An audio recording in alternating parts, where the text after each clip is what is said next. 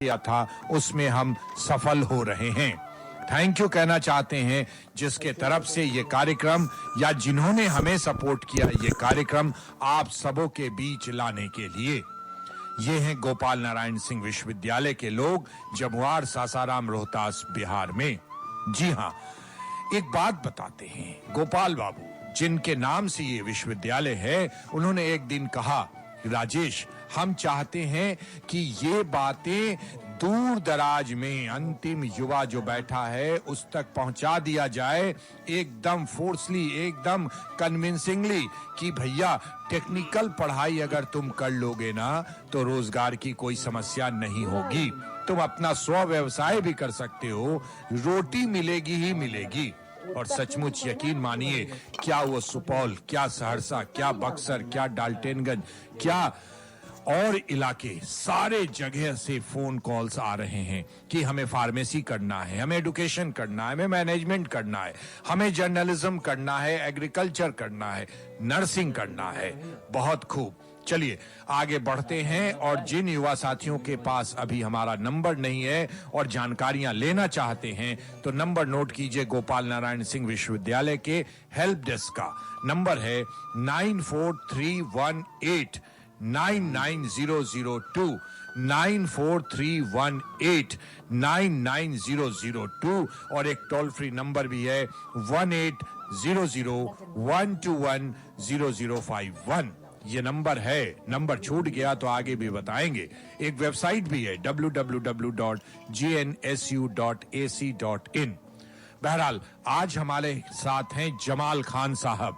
जी हाँ, ये गोपाल नारायण सिंह यूनिवर्सिटी के department of journalism and mass communication के प्रोडक्शन विंग में हैं और बच्चों को ट्रेन करना, हाँ, एडिटिंग के लिए, स्क्रिप्टिंग के लिए या कैमरे के लिए, ये सब इनकी जिम्मेदारी है। और ये दिल्ली से आए हैं और बड़े बड़े चैनल्स में इन्हें काम करने का बहुत बड़ा अनुभव है।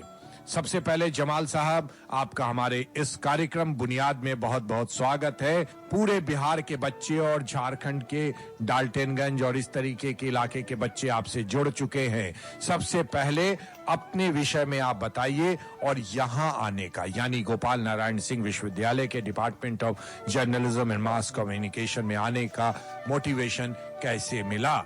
मेरा नाम जमाल खान है और मैं पिछले 19-20 साल से मीडिया फील्ड से संबंधित हूँ। यहाँ पे मैं मीडिया प्रोडक्शन के प्रोफेसर के तौर पे आया हूँ।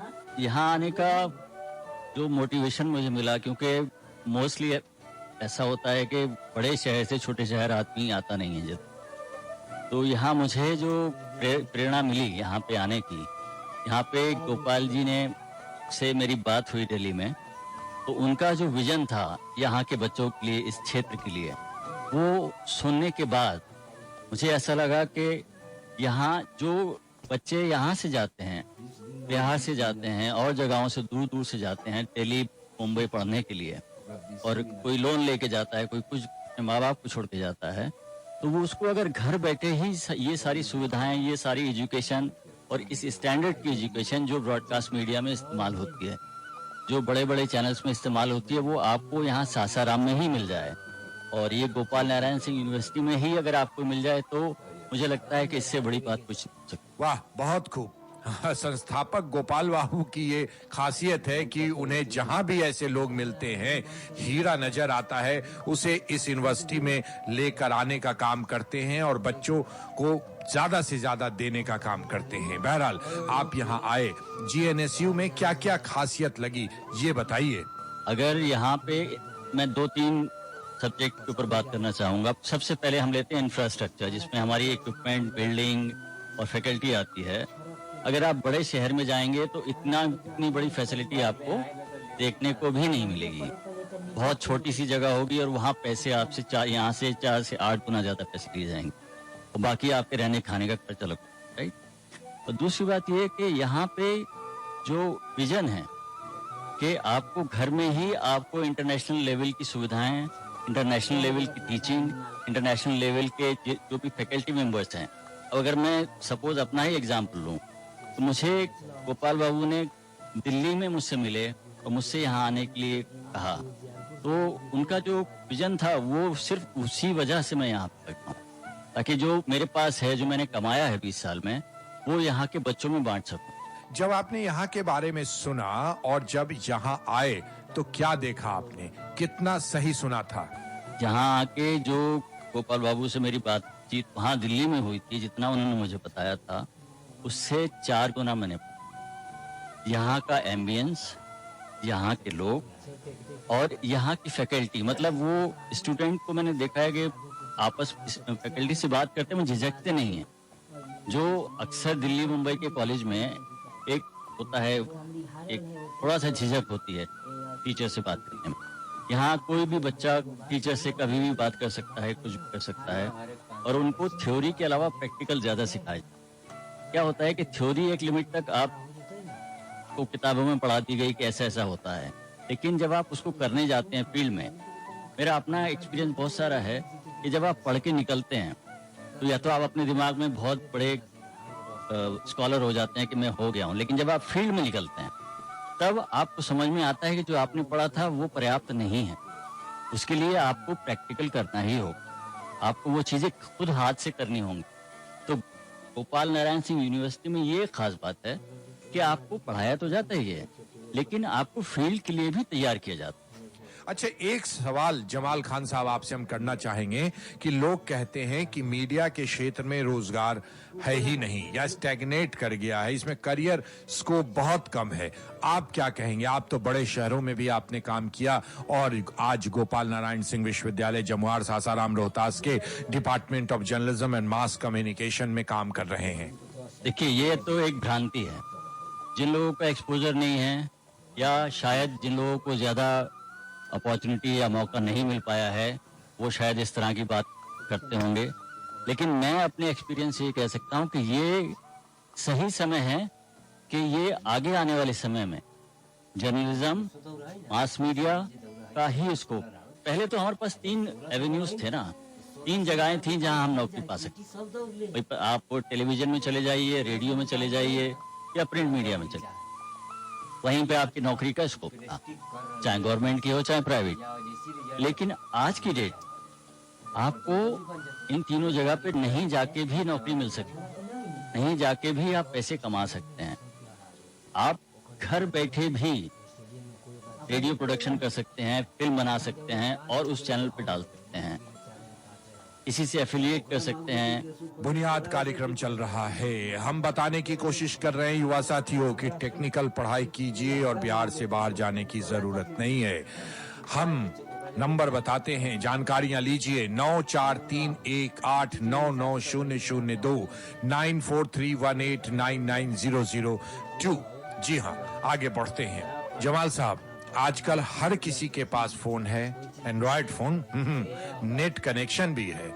हाँ, तो अपना वीडियो बना के या कोई चैनल चला के समझते हैं कि वो भी मीडिया के फील्ड में ही हैं। इस पर आपकी क्या राय है? ये आपने बहुत ही उचित सवाल उठाया और बहुत अच्छा सवाल है कि आजकल जिसके पास भी मोबाइल है वो या तो फिल्म मेकर हो जाता है या वो पत्रकार हो। उसको लगता है कि मैं कोई भी रील बना के डाल दूं तो वायरल हो जाएगी और वो पैसे वैसे जो भी है मिल जाए।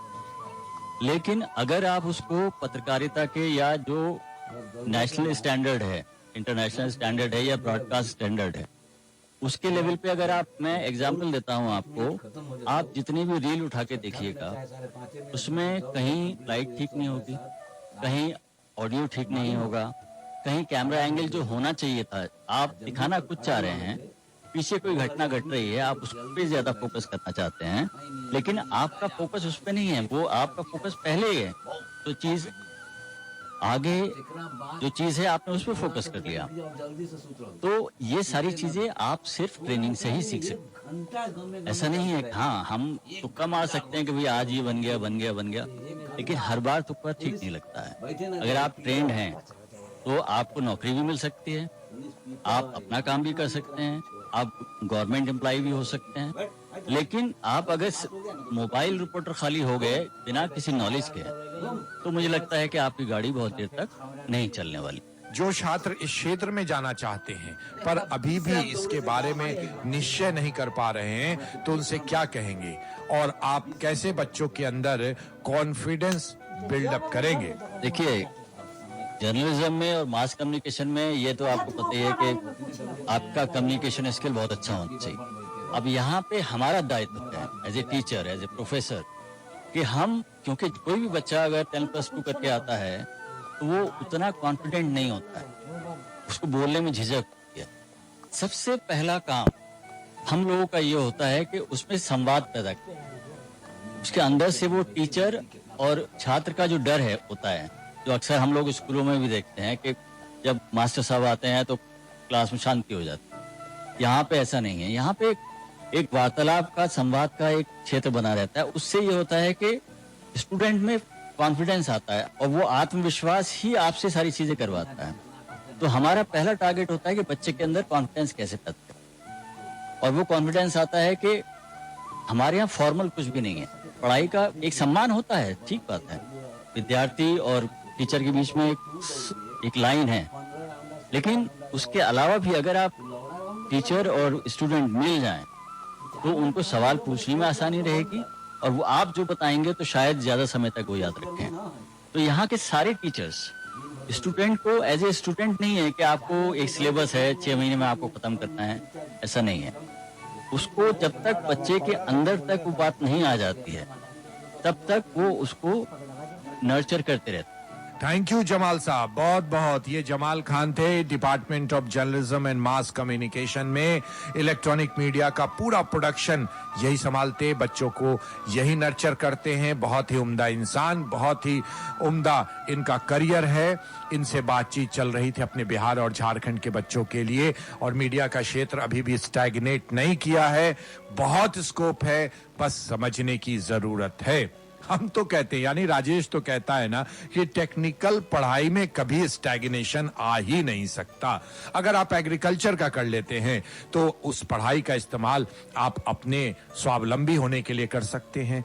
अगर आप पैरामेडिकल की पढ़ाई कर लेते हैं तो अपना क्लिनिक भी खोल सकते हैं, सरकारी और गैर सरकारी संस्थानों में काम भी कर सकते हैं। यानी कुल मिलाकर कहें तो सारा क्षेत्र वाइब्रेंट है। अधिक जानकारी के लिए 9431899002 9431899002 ये नंबर है, इस पर डायल करें, या एक टोल फ्री नंबर है 1800121005 इस नंबर को डायल करें जरूर, क्योंकि ये आपके फायदे की चीज है। तो चलने का वक्त हो गया, राजेश को दीजिए इजाजत। अगले सप्ताह किसी और एक्सपर्ट से हम आपकी बात कराएंगे, और जो हमारी मंशा है ना कि आपको बता दें कि टेक्निकल पढ़ाई ही आने वाले दिनों में एकमात्र समाधान है रोजगार का, पैसा कमाने का। थैंक यू गोपाल नारायण सिंह विश्वविद्यालय, जमुआर, सासाराम, रोहतास, बिहार, कि आपने ये बुनियाद कार्यक्रम लेकर आने का राजेश को मौका दिया। नमस्कार। इस कार्यक्रम के प्रायोजक थे गोपाल नारायण सिंह यूनिवर्सिटी, सासाराम, बिहार।